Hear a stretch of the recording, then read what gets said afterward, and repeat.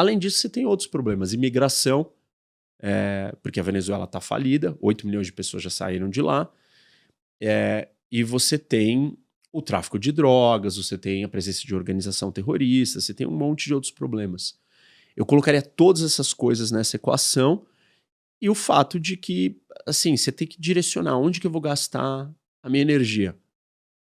Parece que a Venezuela é o lugar onde tem mais problema junto e é o lugar que tem menos legitimidade. Mais de 50 países não reconheceram Maduro. Sim. O mundo inteiro sabe o que está acontecendo na Venezuela há 26 anos.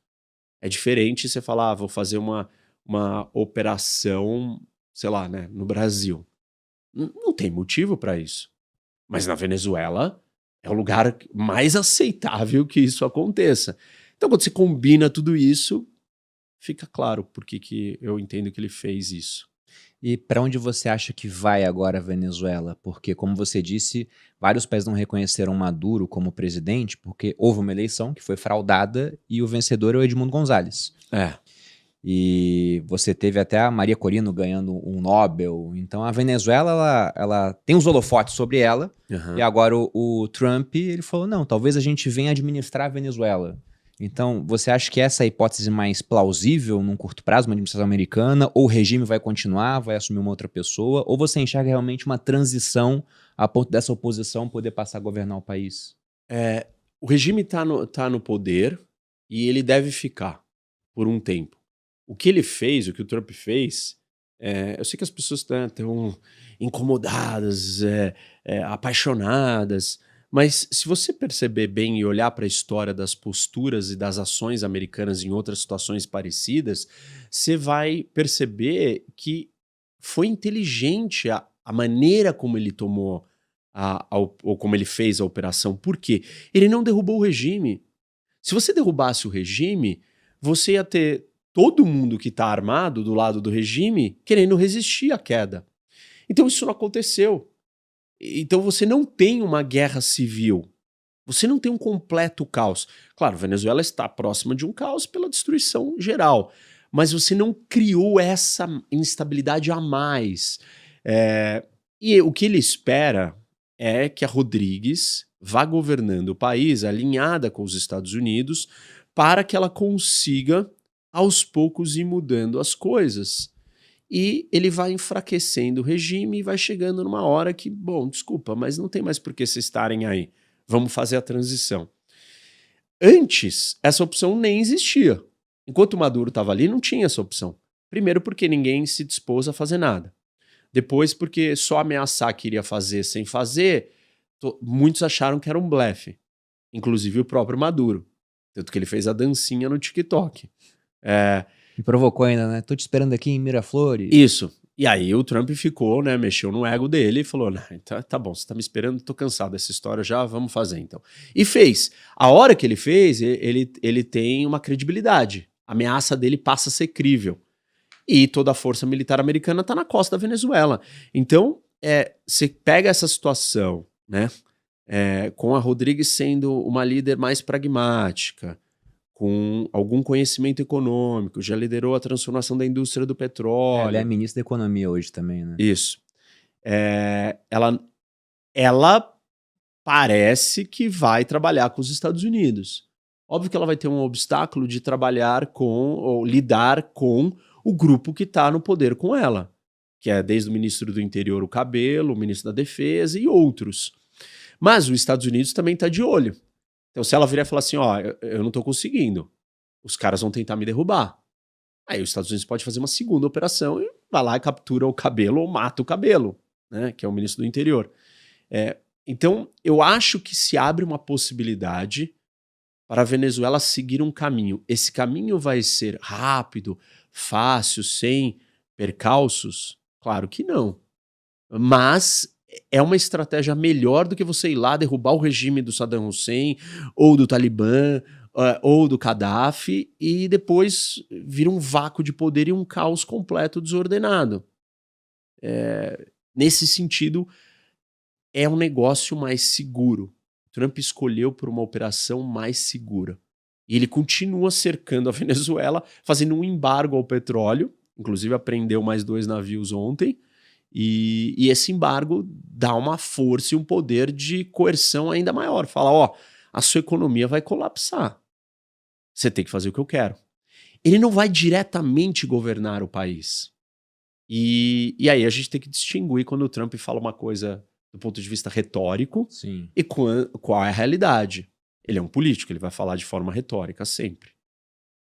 E você acha que isso é o início de algo maior para o Trump em termos de ações militares? Porque já tem gente relembrando aquela história da Groenlândia, né? Sim.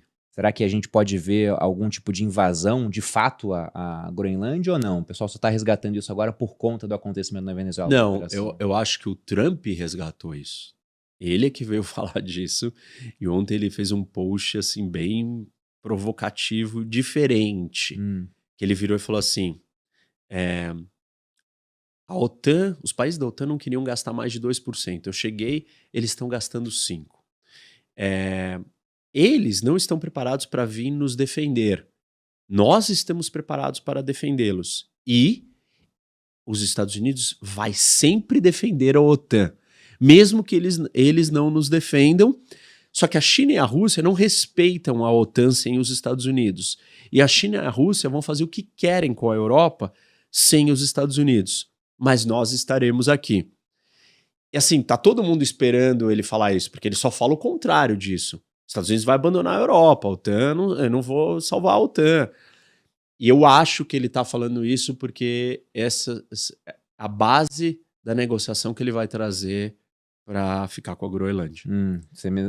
A Dinamarca libera, por exemplo, entre aspas, né? Porque não é deles, né? Entrega a Groenlândia para mim e eu vou estar aqui com vocês até o final. Porque, aliás, vocês sequer conseguem proteger sozinhos os seus próprios territórios, ainda mais um território do tamanho da Groenlândia, onde ela está localizada, com só 57 mil pessoas. E você, Dinamarca, você é um mini país. O que você espera que você vai fazer com aquele negócio daquele tamanho? Então, assim, para eu continuar defendendo vocês, eu tenho que estar bem posicionado próximo da onde vocês estão. E eu tenho que ter um território aí.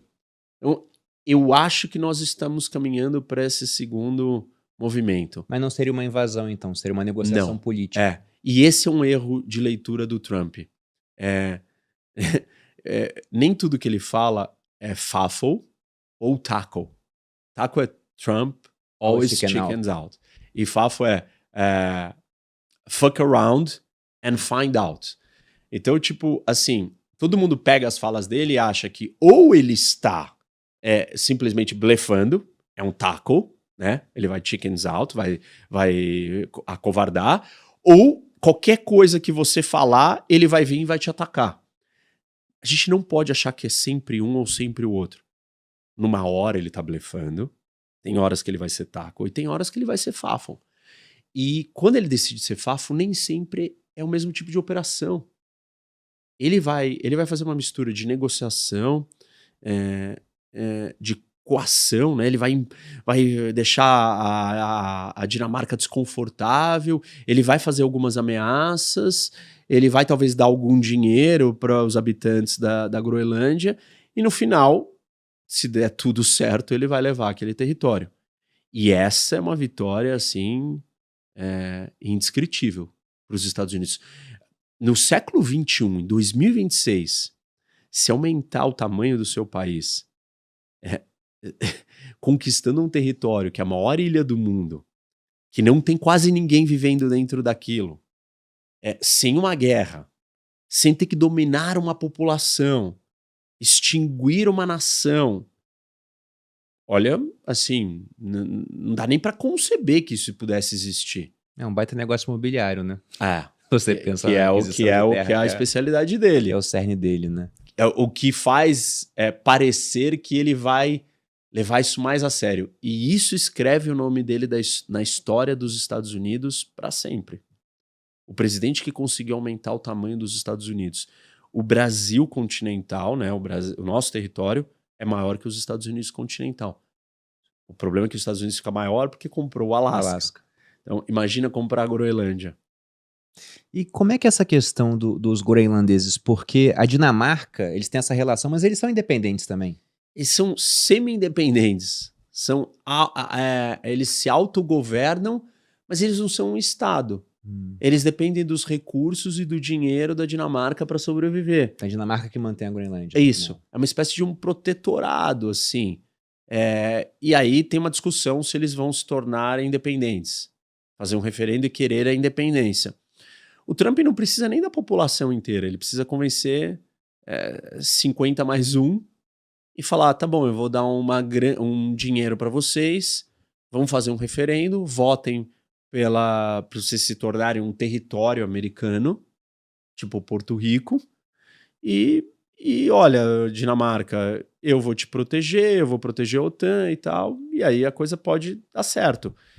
Eu acho que essa é a bola da vez. Esse é o próximo. Você acha que até o final do governo Trump, então, a gente deve ver a Groenlândia passando para controle americano? A chance disso é grande? Eu acho que a chance é muito grande, ele vai colocar toda a energia dele para isso acontecer.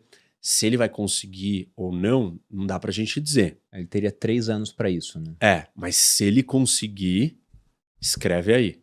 Ele escreveu o nome na história de um jeito, assim, vários presidentes americanos, a gente já falou disso num outro programa aqui, já quiseram isso e não conseguiram lá atrás. Conseguir isso agora, nesse momento do mundo, é um feito bem relevante.